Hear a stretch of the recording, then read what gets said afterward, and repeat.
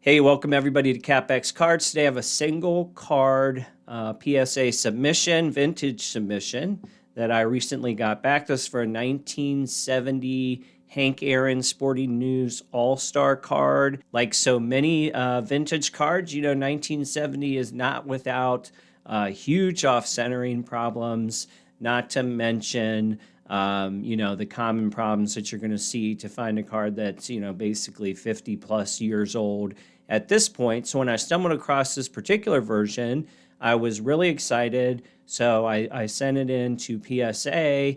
And just to let you know, when I sent it in, my expectation was for about a 7, was how I modeled it out in terms of the price that I paid for the card and what I hope to get back. A 7 would put me at about $50 profit, and everything above that is, of course, icing on the cake. All right, so how did things go? And you can see right here, I got a 4. I got a 4 on this particular card, and frankly, I was shocked. I did not expect this, of all things. I think a 6 or perhaps even a 5 would have sat better. But let's take a quick look at this, and then we'll compare it to my target, which was a 7. And you can see right off the bat, the thing that I loved about this card was the fact that it just had a very clear surface. I mean, God knows what the magnification is that I have this at on the screen right now. You do have 2 corners, so that's a corner wear there. There were no creases. I consider this corner to be sharp. It does have some wear, but man, that pixelation on the picture, very few print dots that are very common in the day. This corner is essentially perfect. This corner, you can see, does have some wear. So in no way was I expecting a 10, but the centering on this particular version, I thought was amazing. Now, is it perfectly centered? I wouldn't go that far, especially when you have a little bit of light off-centering from top to bottom. But overall, at least on the front, the 4 really stood out to me as, whatever. Selfishly, I say it's unfair. Now, on the back, one thing that I knew was a potential conflict was the back has a little bit more, I would just say, surface marks. I would say that it's general condition wear. This is a scratch in the slab. I don't know how PSA scratches slabs in their own facility, but that's exactly what happened here.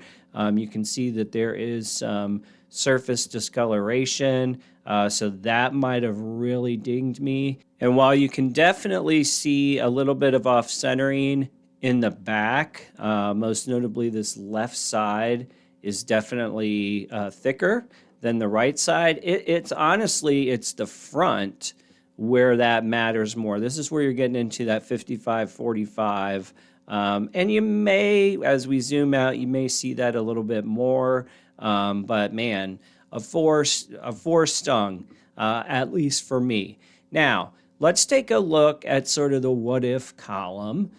Here's this card on Sports Card Pro. There's a million of these databases out there. This one is free if you're ever interested. I think it does a very good job, particularly on vintage, of giving you this quick scale across the top. These are, I don't know if this is like last 5 average, something like that.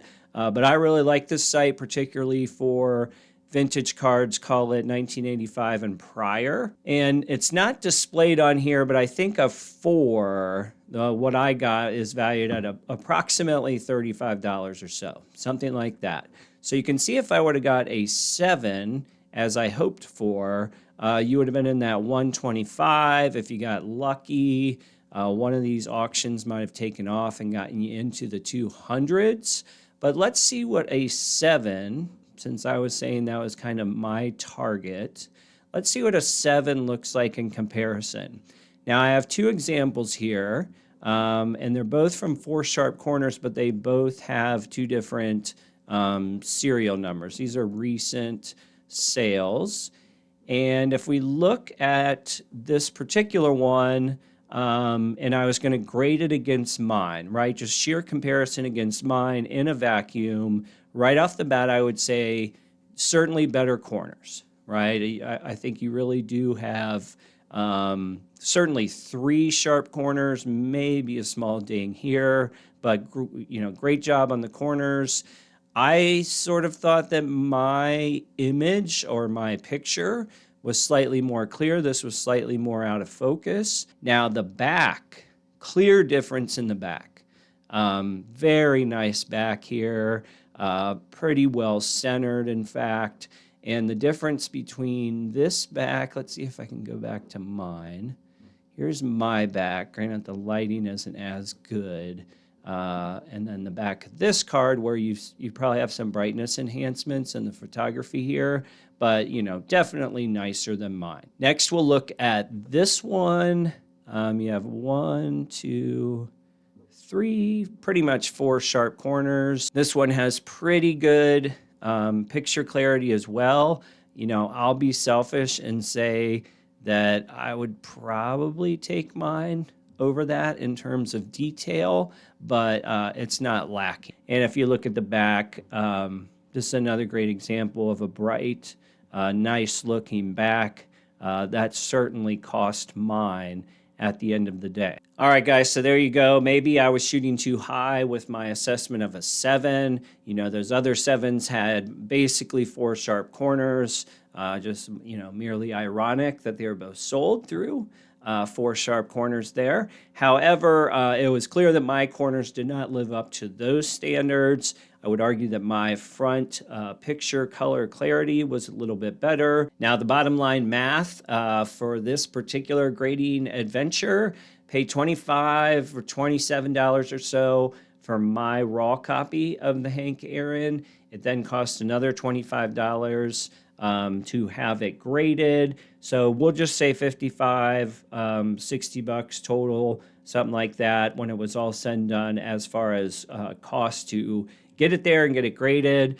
And if you're just going to go straight by comps and price guide, that 4, it's really in that $30 to $35 range. So it's a minus $25 if you were just going to go strictly on comps. I threw it up in our eBay store for $45. Frankly, I don't even really care if anyone buys it because it's a Hank Aaron. It's cool. It's a part of history. I'm glad I got to share it with my son and show him and talk a little bit about Hank Aaron. So, maybe in 10 years, the markets on 4s catch up a little bit and I'll be positive.